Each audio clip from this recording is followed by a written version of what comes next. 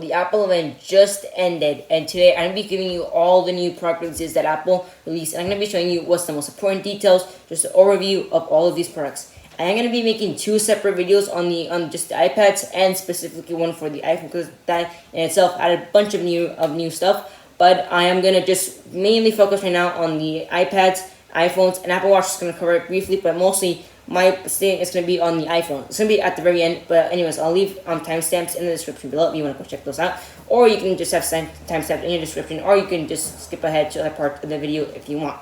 Well, let's get right into the new things that Apple released today in their event. So without further ado, let's get right into it. Okay, so the first product that was announced at the Apple event was the brand new iPad 9th generation. This is a product that has been very widely, that's Apple's most popular iPad. It's $329, and they got a huge upgrade this year from a A12 bionic chip to an A13 bionic chip. In a video I did a few days ago, I predicted that this iPad will have an A13, and it did have an A13. So that's pretty good self-confidence. It'll have a new 12-megapixel front-facing camera with a center stage, which is a pretty good feature, I guess. Lots of people, love it. It is really good for when you're in wide FaceTime and you have a tons of science projects or to show on stage, or just stuff that you want to show around. That is really good. But center stage is pretty cool. Now that is there, and it starts with 64 gigs at a still price of $329 and $299 for the school version. So that's just really good. It did not get a redesign though, which was kind of disappointing. But I mean, hey, it's a budget iPad. It's $329. At least hopefully they laminated the display in a second generation Touch ID. And also it starts at 64 gigabytes of storage, which is really cool. The redesign will probably happen maybe next year, maybe next year. I'm not really sure when it'll happen. Maybe it'll happen next year, but I don't really know. I don't really expect it either. Don't expect it either because it probably won't really happen.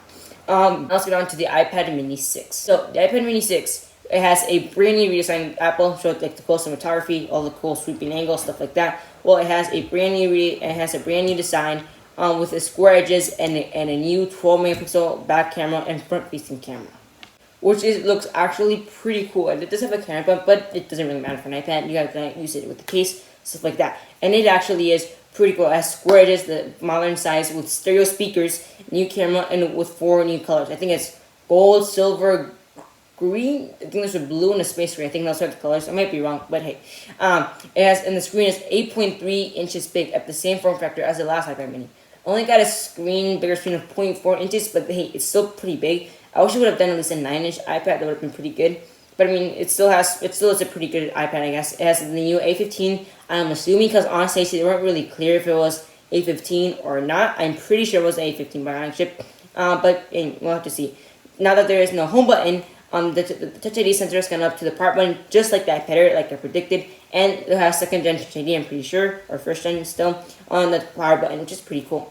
It has USB-C for 10 gigabit file transfer, things they say. It'll also have 5G connectivity, which is pretty cool. Now for 5G, you have all the cool stuff, which is pretty cool for 5G, and you can have faster download speeds, and so 3.5 gigabit speeds at the best range when you're really close to a cellular tower, which is pretty cool. And it has a new improved battery life, lasting about an hour more. I think that's what they said. And it has a front 12-megapixel sensor, just like the iPad Mini, just like the iPad 9th Gen with center stage. Center stage starting to go across all iPads. That's good. That's a pretty good move with 12-megapixel cameras. Really good move there. It also supports the second-gen Apple Pencil, which is really good. And also, it's still end up doing Apple Pencil stuff and just crushing the benchmark stuff like that. Just showed everything there. So just typical Apple stuff. And now it starts at $499 US dollars, which is pretty good at a base storage of 64 gigabytes, which is actually a pretty good deal. Now it's $100 more, but that's for the new redesigned sports display, all that cool stuff. A Super Retina XDR display, which is pretty cool. The $100 more expensive was actually expected with the iPad Air. That's what I said, and it did come to be true. So just expect those. If you want to redesign, you gotta pay a little bit extra price. But I mean, hey, this redesign was actually pretty worth it because it does look pretty cool. So the Apple Watch also got a pretty incremental upgrade. Not the big one, but it was still a pretty decent sized one. It got a new display, better battery life, and an updated design. Kind of more square, but it's still kind of round. Sadly, I wish it was more squared. That didn't really happen, but it's still a little bit more squared, just about enough to not be square. So it is a really good edges. It just pretty good looks. It says it has now dust resistant, so you can take it anywhere. Apple was really dramatic on how the first intro. Have you seen like when the Apple Watch fell and it's just the guy falling? Apple, I don't know how to do it, but he had done a pretty good job on those cinematics. That's just like so. How you make an Apple Watch fall like that? That was pretty cool. But still, so the Apple Watch is gonna have that, and it's gonna have a new display. It's gonna be 70% brighter. I think that's what it said when you just in your wrist, and when you're looking at it, it's gonna be way brighter, up to 20% brighter. I think with better battery life and improved S7 chip, and it'll have a new USB-C Max. I think it's like the little wireless charger on the Apple Watch charger. So that's really good. So you can charge up and then charge 0 to 80 in 45 minutes, and I'm pretty sure the extra 20%. It'll be 0 to 100 in 50 minutes. But it's a pretty good example, and it's now they say it is still 18 hours of battery life, which is actually pretty good. The little USB-C charging, that is pretty cool. Hopefully they can have faster charging, which they did say on stage. But hey, we gotta test it out. Hopefully that can happen. But yeah, now let's go on to the iPhone, which have lots of new stuff coming up. So, as usual, Apple's event, I didn't really check how much views there were, but let me just go check right now really quickly to see how many people saw it. Also, so far, after the stream ended 19 minutes ago, and Apple has already 4.6 million views, which is actually pretty good. Anyways, let's get back to the thing I was telling you about. So, the new iPhones had a pretty neat incremental upgrade this year, with a smaller notch, finally, and it's 20%, as Apple said, 20% smaller. And the speakers up on the bezel, which is pretty good. So next year they can even remove that notch completely, maybe. There's a new diagonal camera design, which was expected from one of the new leaks, which was turned out to be true. And it actually looks pretty good. So there's two cameras, one here, one over here. There's a flash over here, and your microphone right about over here. And it actually does really good job. It looks pretty cool, and that when you look at someone on the street, that's like look at the new iPhone, and it does look actually pretty good. Now, so it comes in new 5 colors. I think there is a product red, which looks really right, and the product red does look really good. A black, blue, silver, and I forgot the other one color, but there's 5 colors. And there's a bigger battery. So Apple showed teardowns of how like the components. There's a significantly bigger battery on the mini. There's a 13 mini and a 13. So significantly bigger battery, and just rearranged components for better thermal throttling, heating, and stuff like that. And they said on stage that the battery is 1.5 hours more than the 12 mini on the iPhone 13 mini, and 2.5 hours more on the 13. We'll have to see, because the battery did seem a little bit bigger. There was a little L, I guess, on the battery. So hopefully they can have better battery life, but we'll just have to see how that goes. And now they said the screen is a Super Retina exterior display with OLED specifically from Apple. Sounds pretty good. And it has up to 800 nits of max brightness just when you turn it slide all the way off. And on auto brightness, it gets a ridiculous 1200 nits from peak moment. So that is pretty good. The new A15 Bionic chip has still the 5nm structure, not the 5nm plus, which was actually expected. It has a 6-core GPU and a 4-core CPU and a 4-core GPU.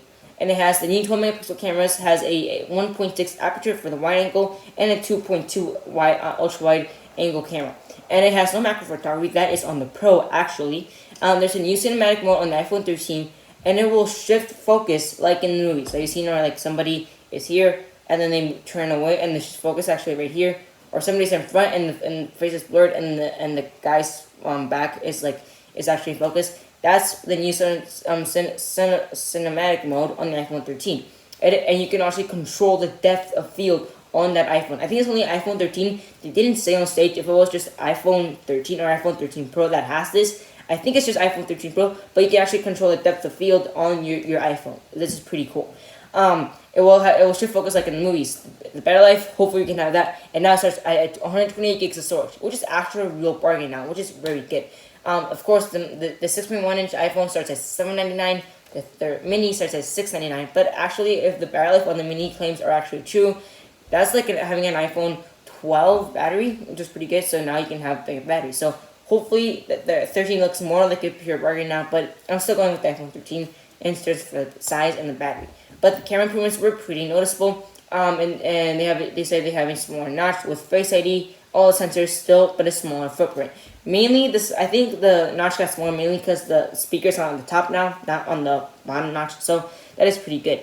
And the iPhone will be start shipping. You can start pre-ordering it on Friday, just in about today is Tuesday, right? Yeah, today is Tuesday, so I think you can start ordering it Friday, or they said next Friday. It will start arriving in September 24th. So that's a pretty good launch date, and that is really good. Now let's go on to iPhone 13 Pro, which there was a bunch of new things that I'm really happy. First one is there's new 4 colors. Second one, Pro Display, Pro Motion, finally 120 hertz, super cool. I have seen 120 hertz, but on the iPad Pro when I went to an Apple store because we were training an old iPad. But I was like 10 years old and I didn't really know what. I'm like, the screen moves so fast. Why does it move so fast? And the guy told me it was 120 hertz, but I didn't really know what was it back then.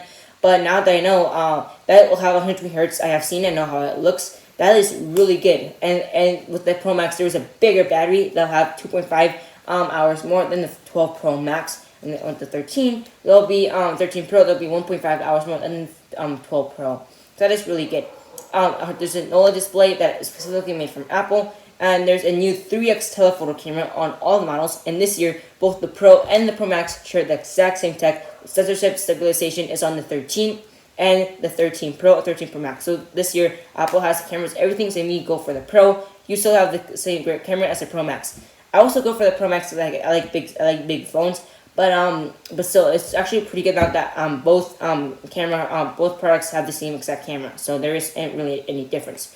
There's a new 3x telephoto camera, new macro photography on the ultra wide angle, which Apple shows some pretty cool, stunning shots of it. And it does look actually like a pretty good camera.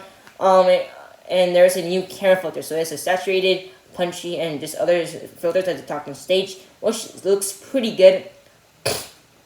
And that's some crazy camera filter that like totally changes up the look of your photo, but it does a pretty incremental job on changing the look of the photo, just for good or bad. And it does look actually pretty good, so that is a huge improvement. There's also portrait video, which I talked about. You can control the depth of field, and it actually does look a really okay job. It looks super good. And there is really cool stuff there. Lots of cool stuff. There's still 4K, 60 FPS, Dolby HDR, Dolby Vision HDR. I think I can say it. There's still 4K video. It looks super sharp as usual. And it has smaller notch, thankfully, and there's 120 hertz refresh rate, and it's LTPO panel, I think, because it can go down to 10 hertz after 120 hertz in an instant. So when you swipe and like the animation moves, it's 120 hertz. When it stops, it's 10, 15, 20 hertz. So that can save battery life and make it pretty good. So that is actually pretty good.